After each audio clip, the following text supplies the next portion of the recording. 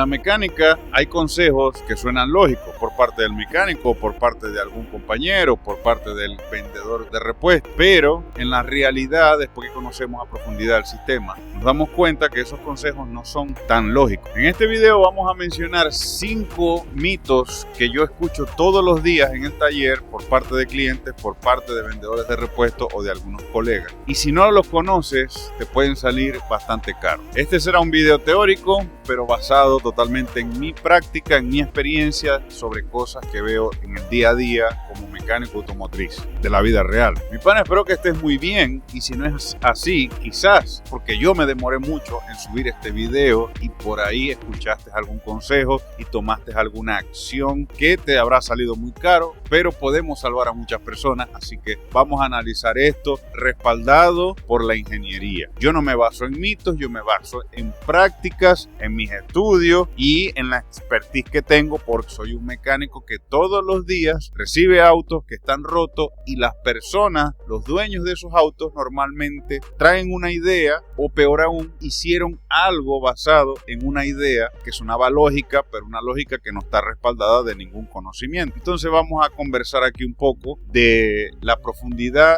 del funcionamiento de los sistemas, y después le damos una lógica a si es real o no esto que yo llamo mito. Número 1. La gasolina o la nafta, o como le llaman en tu país, en la versión premium, siempre es mejor y siempre es necesario. Aquí caemos en ese sesgo de que si es más caro, de que si es más difícil, de que si es más complejo y más complicado, es mejor. Entonces seguramente en muchas ciudades el combustible premium, y me refiero solamente a la gasolina porque yo no soy mecánico diésel, pero me refiero a la gasolina premium, por ahí es más difícil de surtir, no solamente por el precio, sino porque hay que ir más lejos a una estación de servicio especial, que es la única que lo tiene, y ese tipo de complejidad hace que sea mejor para nuestro cerebro, y no es así. No siempre es mejor el combustible premium. De hecho, en algunas circunstancias podría ser desfavorable. Vamos a analizar primero qué diferencia hay entre el combustible común y el combustible premium. Primero, los dos los podemos diferenciar por la cantidad de octanos. El combustible viene en varios octanos. Aquí en Argentina viene en 95 octanos, y creo que en 98 octanos es la premium. Y digo creo porque yo nunca voy a malgastar mi dinero utilizando ese combustible, entonces no estoy seguro cuál sería el premium. Pero yo sé que el común es de 95 octanos. ¿Qué es un octano? Vamos a analizar eso primero. En términos simples y que entendamos, vamos a llamar al octano como a la unidad de medición que nosotros utilizamos para calcular la resistencia que tiene el combustible a la autodetonación. Dentro del motor, el combustible se somete a altas temperaturas y a presión. Hay una alta presión dentro del cilindro y una alta temperatura. El octano es la unidad que nos dice la resistencia que tiene el combustible ante esa adversidad,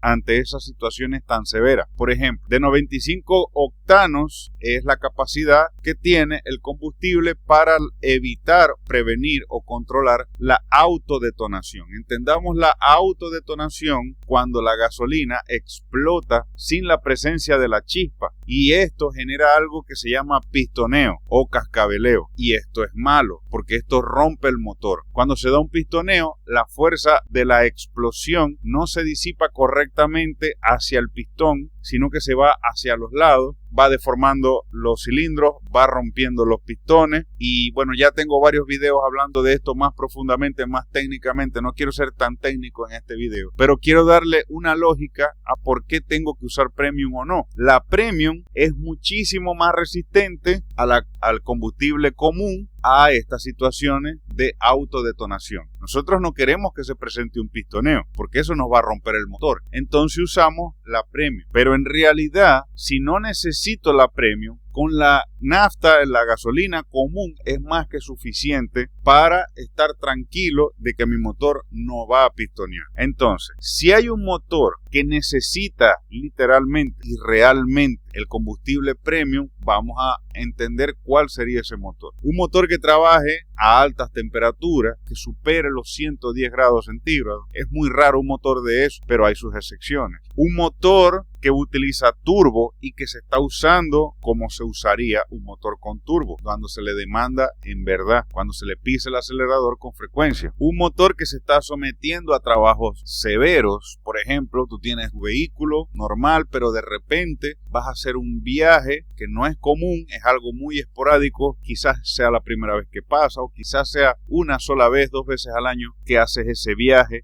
largo, un viaje en carreteras muy empinadas donde el vehículo se va a estar sometiendo muchas veces a estar a altas revoluciones porque vas a subir una montaña, porque vas a arrastrar algo que le va a hacer carga, porque van muchos pasajeros y se está sobredimensionando la capacidad de carga del vehículo. Cuando hay una condición donde vamos a someter al motor a un trabajo realmente severo, una condición extraordinaria, en ese momento puntual conviene usar la Premium, porque vamos a someter al auto a una condición que no es normal y más vale prevenir que lamentar. Si el auto no tiene turbo, si el auto no trabaja en condiciones de temperatura tan elevadas, si tiene un promedio de temperatura de 100, 105 grados o menos, no necesita la Premium. No vas a resolver ningún problema cambiando el combustible. No vas a prevenir ningún problema invirtiendo más cantidad de dinero en un combustible más caro. Si tienes un auto normal, le das un uso normal, en condiciones normales, con un combustible común y normal es suficiente. Entonces este mito lo derribamos aquí. Yo nunca he usado la Premium en mi auto, te lo repito. Y es muy raro que yo le recomiende a un cliente mío usar ese combustible. Tiene que tener un auto en condiciones muy especiales. Una compresión muy elevada por una modificación que se le hizo al motor o que utiliza un turbo muy grande. Cosas así muy especiales. Pero de resto, con el combustible común es más que suficiente. No necesitas el combustible Premium. No vas a resolver problemas. Si tiene una falla, tienes que ir al taller y hacer una inspección. Cambiar de combustible no te va a mejorar en nada. Y esto último lo menciono porque a veces llegan clientes a mi taller que vienen obviamente con un problema en el auto y me dicen el problema sigue a pesar de que le puse el combustible Premium. Y el combustible Premium no tiene por qué reparar nada porque no es algo que repare cosas. Es un combustible que se va a desgastar. No tiene cosas mágicas que va a solucionar problemas. Entonces, con el común es suficiente. Si tu mecánico no te recomienda el Premium, no hace falta. Si no vas a salirte de lo normal en cuanto a la conducción y al trabajo que se le da al motor, no hace falta el Premium. Con el común es suficiente. Mito número 2. Y este viene con los frenos y las pastillas. Hace poco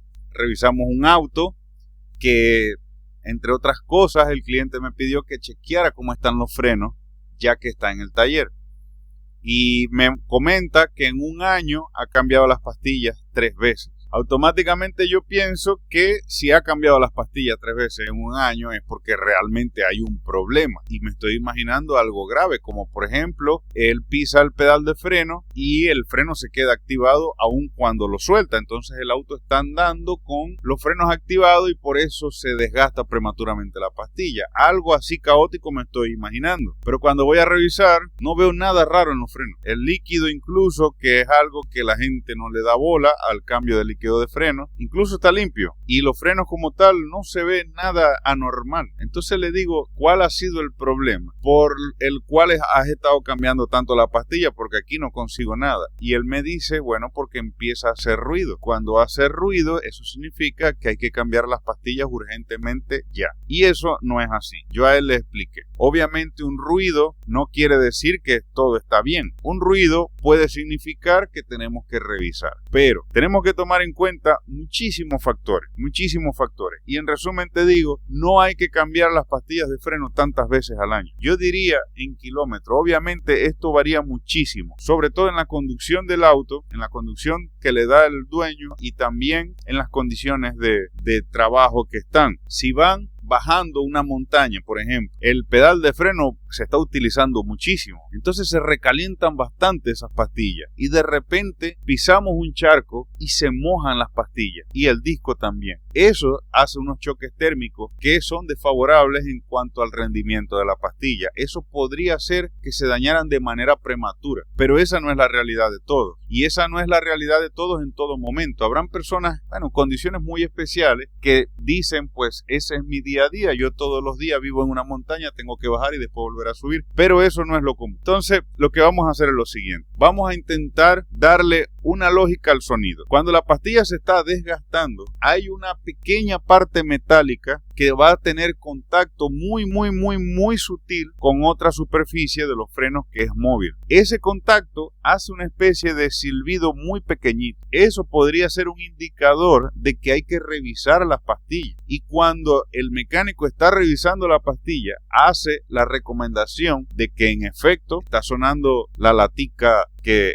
indica que próximamente se deben cambiar la pastilla. Así que conociéndote como cliente, conociendo el uso que le das al vehículo, conociendo las rutas que haces todos los días, prepárate porque en unos 3, 4, 5 meses deberías cambiar las pastillas. Todo siempre al final es individualizado y personalizado a la realidad del uso que le da el cliente a ese auto. Pero eso no significa que hay que ir en carrera a cambiar las pastillas inmediatamente. Y también el sentido común. Tú me puedes decir ahora, bueno, mi auto suena, entonces no le voy a dar tanta bola. Y yo te digo, ¿desde cuándo está sonando? No, tiene 2 años que suena. Ya el sentido común también tiene que entrar aquí. Digamos que el ruido acaba de empezar hoy. No necesariamente hoy tienes que ir corriendo a cambiar las pastillas. Digamos que lo más pronto posible lo llevas a revisar, a que el mecánico evalúe y a partir de ahí se planifica el reemplazo de pastillas como un mantenimiento preventivo. Todo lo que es preventivo nosotros lo podemos planificar y lo que es correctivo no se puede planificar, pero correctivo sería que ya el desgaste es tanto que la parte metálica de la pastilla está tocando el disco de freno literalmente, que también es metal y está chocando hierro con hierro. Pero para llegar a ese nivel, esa pastilla tiene que estar sonando desde hace años. Entonces, ese es otro mito. Si las pastillas empiezan a sonar, no es para que inmediatamente vayas corriendo a cambiarla, pero también entra la apreciación del mecánico, porque un ruido puede ser alarmante o no, y yo no puedo aquí describir los ruidos, ni siquiera podría yo grabar ruidos porque tendría que esperar que algún día me llegue un auto con estos ruidos y yo tener este video en el borrador y grabarlos y pasarlo para acá. Entonces yo espero que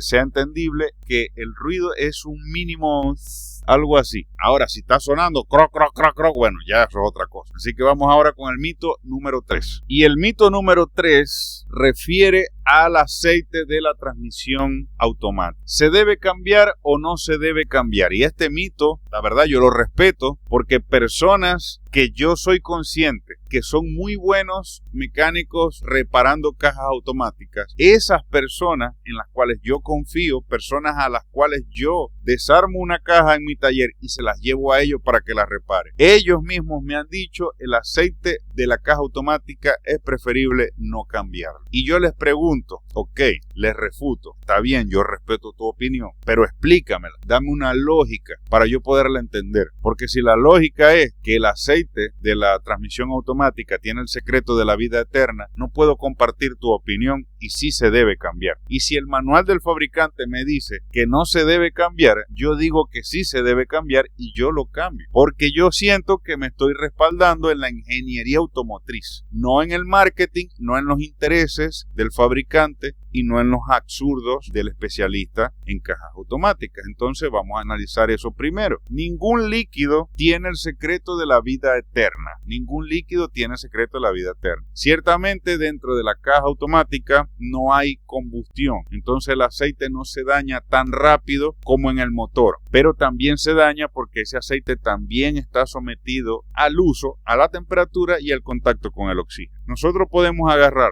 un pote de aceite, y esto es opinión mía, un pote de aceite, si es sintético, creo que puede estar ahí de por vida en ese envase, pero inmediatamente que abrimos el envase, ese aceite empieza a tener contacto con el oxígeno y se empieza a degradar. Eso vamos a sumarle la complejidad de estar en contacto con el metal, que tiene residuos de un aceite viejo, que tiene residuos del desgaste natural que ha tenido la caja, que tiene tratos con altas temperaturas, un vehículo que en una ocasión por ahí recalentó porque se rompió el radiador y lo que sea. Si nosotros sabemos algo de cajas, nosotros sabemos que se refrigeran también, algunas con aire, tienen un radiador de aire, otras se refrigeran directamente con el agua del motor, algunas comparten el mismo radiador del motor, otras tienen un radiador aparte, pero todas necesitan un sistema de refrigeración para mantener controlada la temperatura del aceite. Entonces ese aceite, si necesita un control de temperatura, también es importante analizar qué pasa pasa cuando recalienta ese aceite. Estas son situaciones que aceleran aún más el degrade del aceite, así que tenemos que reemplazarlo. Voy a dar una anécdota personal. Hay manuales que ciertamente indican que no se debe cambiar. Yo tuve un auto, en alguna ocasión tuve un auto con la caja automática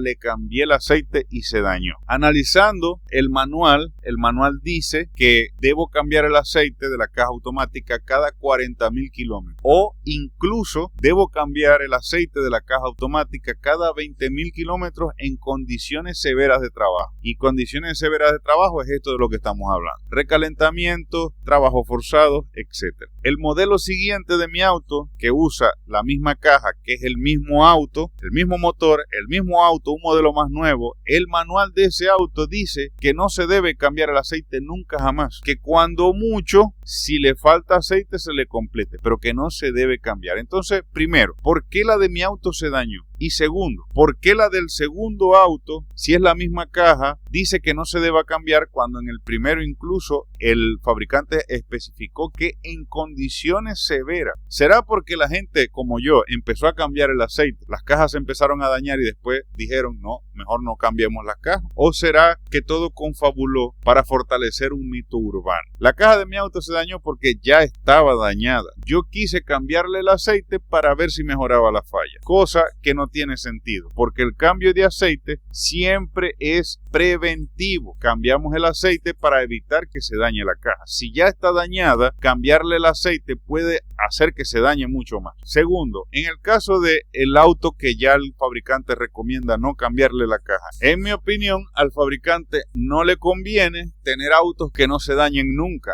Y si son autos que se cuidan, es menos probable que se dañen. Siempre el mantenimiento preventivo es la reina de la vida eterna con respecto al funcionamiento del auto. Creo que tengo un terremoto por detrás. Mito número 4. El cambio de aceite al motor se debe hacer cada 5.000 kilómetros, o cada 7.000, o cada 10.000. Y la realidad es que el mito está en establecer la frecuencia de cambio solamente y exclusivamente en kilómetros. También se debe establecer en tiempo. Si pudiéramos tener un contador de horas de trabajo, eso sería mucho mejor que establecerlo en kilómetros, pero no lo tenemos. Entonces vamos a establecerlo en tiempo, en meses. Tantos kilómetros o tantos meses. Vamos a diferenciar un poquito por encima lo que es el aceite mineral, semisintético y sintético. El aceite mineral literalmente es juguito de dinosaurio. Sacan el petróleo, lo someten a diferentes procesos y en esos procesos se van derivando los subproductos del petróleo. Entre esos sale el aceite.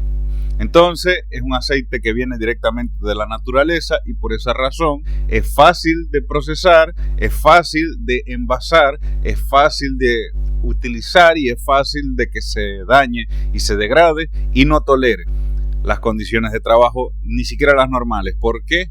Porque es muy inestable. El aceite semisintético es el aceite mineral, pero le añadimos moléculas que diseñamos en un laboratorio. No vienen de la naturaleza, vienen directamente del ensayo de experimentos en laboratorio. Y lo que se intenta hacer es modificar un poco el comportamiento natural del aceite mineral. Es decir, identificamos lo que tiene bueno y lo que tiene malo. Y las cosas que tiene malas vamos a intentar mejorarlas un poco. Y por último, el aceite sintético, el 100% sintético, viene directamente de un laboratorio, no tiene presencia, entre comillas, no tiene presencia de juguito de dinosaurio. Y pongo esto así porque aquí estaría casándome con los ojos cerrados con el marketing y con lo que dicen las empresas que venden aceite. Ninguna marca va a revelar su fórmula, ¿verdad? La Coca-Cola no va a revelar su fórmula. Ninguna marca que venda aceite tampoco. No vamos a ver por detrás la proporción en cantidad y de cuál ingredientes tiene. Entonces, solamente eso es lo que dice la teoría. El sintético es 100% procedente de ensayos de laboratorio. Las moléculas que tienen aceite sintético son diseñadas a voluntad, tomando en cuenta las necesidades capacidades de los motores actualmente. Hoy son motores que tienen una disipación de temperatura diferente a lo que era 20 años atrás, y hay más presencia de electrónica y hay motores más pequeños con más compresión, más pequeños pero con turbo, más pequeños con más potencia. Entonces los aceites se han ido adaptando a eso. En los aceites sintéticos tenemos supuestamente total control de la estabilidad del mismo en diferentes condiciones de trabajo. Nosotros entendemos que el motor cuando está frío es una cosa y después que calienta es otra cosa. Cuando está frío es un motor, cuando está caliente es otro motor totalmente diferente. El aceite debe acompañar el estado del motor en cada una de sus etapas. Así que en frío tiene que haber una buena lubricación y el aceite se adapta a esa temperatura, y en caliente tiene que haber una buena lubricación también, pero el mismo aceite que lubricaba en frío no puede ser el mismo que lubrica en caliente, y por eso ahora son monogrado, porque cambian su estado viscoso a medida que varía la temperatura. Esa promesa la cumple mayormente el sintético. Ese sí confío yo que te brinde mayor capacidad de lubricación frío, pero también tiene cosas como por ejemplo que no es eterno tampoco. Entonces el sintético, que es el más popular, ¿cada cuánto se recomienda el cambio? Entre 10 y 15.000 kilómetros. Yo te recomendaría entre 10.000 kilómetros o 6 meses, lo que pase primero. ¿Por qué? Porque yo he reparado motores que se han dañado por un problema en la lubricación que yo después deduje que venía por un mal cambio de aceite. Y el dueño me dice, pero si yo el aceite lo he cambiado religiosamente, cada 10.000 kilómetros le cambio el aceite. Sí, pero en tu caso, 10.000 kilómetros podrían ser 2 años. Si yo te estoy recomendando que es cada 6 meses y en 2 años no lo cambiaste, te saltaste 3 cambios de aceite. Y eso es suficiente para que un motor se rompa. El desuso también daña un motor. El reposo también daña el aceite. Entonces, un aceite que esté emposado dentro del cárter no se está preservando, no se está conservando, se está deteriorando también. Así que te recomiendo cada 6 meses cambiar el aceite o 10.000 kilómetros. Y me podrás decir que es caro, y la verdad no. En 6 meses vas a hacer el cambio de los 4 o 5 litros de aceite más el filtro de aceite y lo que le quieras añadir, filtro de nafta, filtro de aire, otra cosa en ese momento, y el precio yo sé que no va a impactar tu economía. Yo sé que no vas a poder tener que dejar de comer una semana por hacer eso. Así que no me rompan las pelas. Cámbianlo cada 6 meses o 10.000 kilómetros el aceite sintético, porque es un mito solamente cambiarlo por una frecuencia de kilometraje sin tomar en cuenta el tiempo que va a pasar para que se cumpla ese objetivo en kilómetros. Mito número 5, la luz del calvario, la luz check, la luz del motorcito encendido puede significar que el motor está a punto de ser destruido, o todo lo contrario, no significa nada, simplemente no le des bola. No, vamos a explicar qué es la luz check y ustedes analizan qué tan cierto es eso que han echado. Nuestro auto se gobierna por una computadora que controla básicamente todo hoy en día. Inició gobernando y controlando la inyección electrónica, pero cada día tiene más capacidades de computadora. Controla freno, aire acondicionado, bolsas de aire, la transmisión manual o incluso la automática o incluso la manual. Ahora hay CVT, ahora hay DSG, etcétera, etcétera. Cada día hay más presencia de electrónica y la electrónica gobierna. Entonces, cuando hay un problema, la computadora, la única forma que tiene de comunicarse contigo es con luces. Si no le das bola a esas luces, como venimos haciendo desde que se estandarizó el OBD en los años 90, ahora se incluyen fallas estratégicas, fallas de emergencia, fallas castigo, fallas que no existen, fallas que aparecen solamente para obligarte a que detengas el auto. Entonces, vamos a dar un ejemplo. Se daña el sensor de oxígeno. Cuando este sensor se daña, el motor consume más combustible y en consecuencia contamina mucho más. Pero el motor funciona igual. Ciertamente consume más combustible, pero dentro de los parámetros de trabajo. Entonces, no se siente una falla muy evidente. Algunas personas podrán sentir un olorcito a combustible, pero la verdad, la mayoría de las personas puede vivir así. Y como ven que prendió la luz, pero no pasa nada, sigan usando el vehículo así, algún día lo llevo al taller. Total, esa luz no significa nada, y sí, esa luz significa algo. Como hay personas, incluyéndome, que si prende la luz no le da bola mientras el auto siga funcionando, los fabricantes han implementado la estrategia de ocasionar fallas inexistentes solamente para alertar. Por ejemplo, se te daña el sensor de oxígeno, ya que el auto va a estar contaminando más, ese auto no puede circular así, y el computador te va a obligar a detenerte, pero te va a dejar llegar al taller o llegar a tu casa a salvo.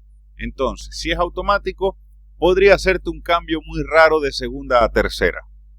O quizás no te deja acelerar a más de 3000 vueltas. O quizás en ocasiones te detiene un cilindro y te genera un pico de falla. Algo que te alerte muchísimo para llevarlo al taller.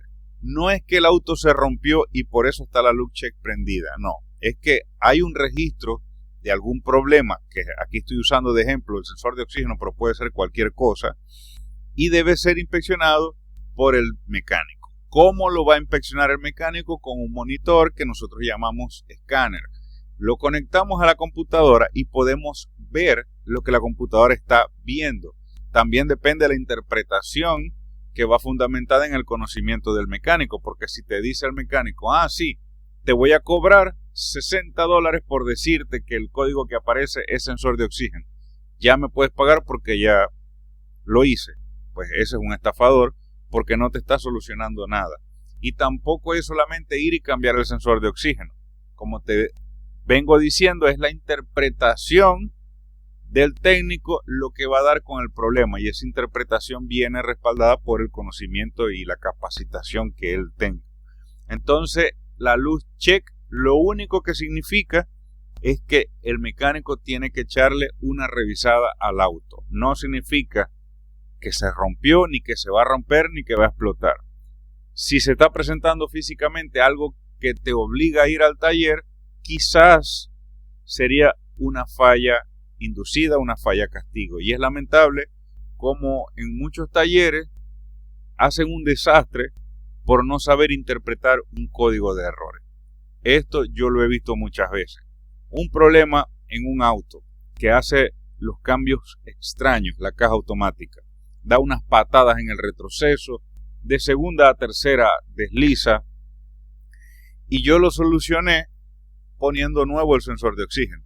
Cuando el auto viene de otro taller donde ya desarmaron la caja automática y le hicieron gastar al dueño un montón de plata sin sentido, porque era el sensor de oxígeno.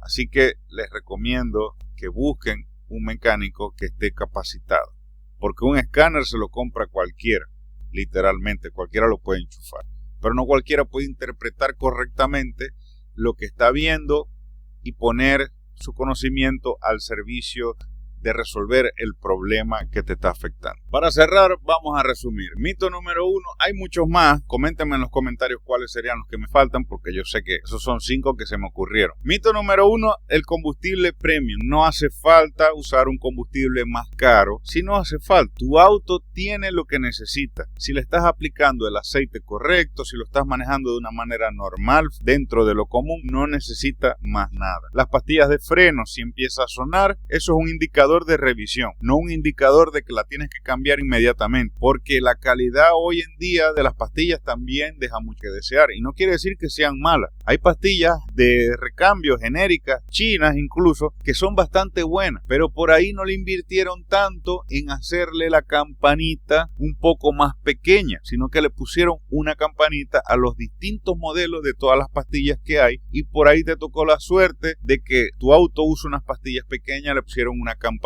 muy grande y por eso empezó a sonar de inmediato. Eso es algo que el mecánico revisa y puede darse cuenta. Incluso eso se puede eliminar, esa campanita, y ya no va a sonar cuando corresponda. Pero si nosotros tenemos un control de mantenimiento correcto, podemos nosotros no necesitar de estos testigos. Vas al taller cada 6 meses porque le vas a cambiar el aceite cada 6 meses. Ahí podemos chequear las pastillas cómo están y evaluamos cuándo programar el cambio. Y eso lo podemos incluir en otras actividades para que no tengas que ir tanto al taller. Por ejemplo, dentro de tanto tiempo, tantos kilómetros, toca el cambio de la distribución. En ese momento se le cambian las pastillas y se cambian los fluidos, se cambia el aceite de la caja automática. Mito número 3, el aceite de la caja automática sí se debe cambiar porque no existe ningún fluido que tenga el secreto de la vida eterna. Esto tómenlo con pinzas porque alguien puede cambiar el aceite automático, el aceite de su caja automática viendo este video y se le va va a romper la caja. Si la caja ya está dañada,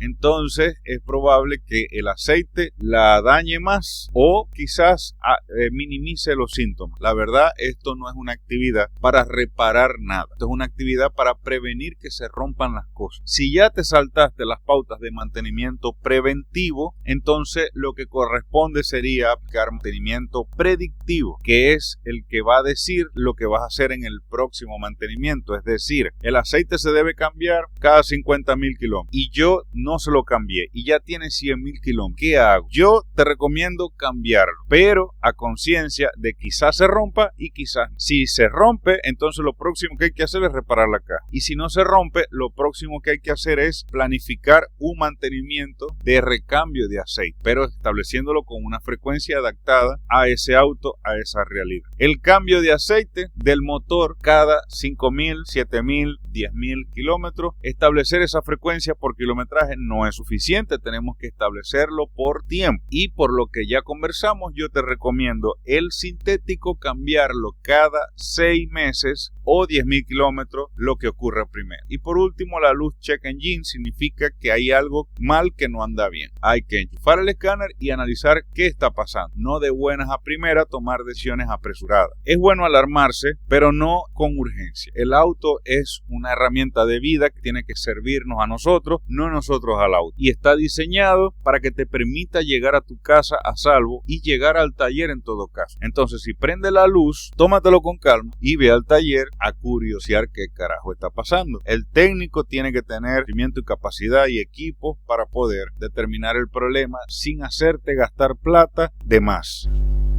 En la mecánica automotriz, lo importante no es hacer más cosas, no es hacer lo más caro ni lo más complejo, es hacer lo correcto, es hacer lo que hay que hacer. Entonces lo que tenemos es que entender cuáles son las necesidades de mi auto para mantenerse funcionando así de bien. Mientras menos metamos la mano, mejor. Les envío un abrazo, envío un fuerte saludo. Nos vemos en el siguiente video. Si llegaste hasta aquí, a los lados de mi cabeza estoy dejando un video que habla sobre un aditivo milagroso que se le echa a un motor cuando se rompe. Se fundió y sopló la junta y está mezclando agua con aceite. No hay que ir al taller. Se le aplica este aditivo, milagrosamente se va a reparar. Obviamente estoy siendo muy sarcástico, estoy en contra de estos aditivos, pero no quiero ser tan frontal y decir eso es una estupidez, eso no se debe hacer. No, lo analizamos en profundidad y que cada quien tome sus decisiones. En el mensaje fijado también tienen mi información de contacto para turnos en mi taller y mi página web para ver cursos y capacitaciones dados por mí. Nos vemos en el siguiente video.